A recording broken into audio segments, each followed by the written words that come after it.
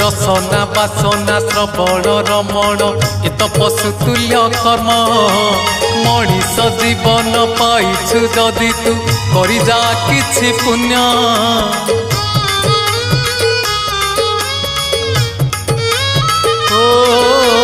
रसना बासना श्रवण रमण ए तो पशुतुल्य कर्म मनीष जीवन पाइछु जदि तू करि जा किछि पुण्य एई माटी देह बहुला गाई जोठू आसीछि जीव पळेई एई माटी देह बहुला गाई जोठू आसीछि जीव पळेई तो साथी रे जीवेनी केही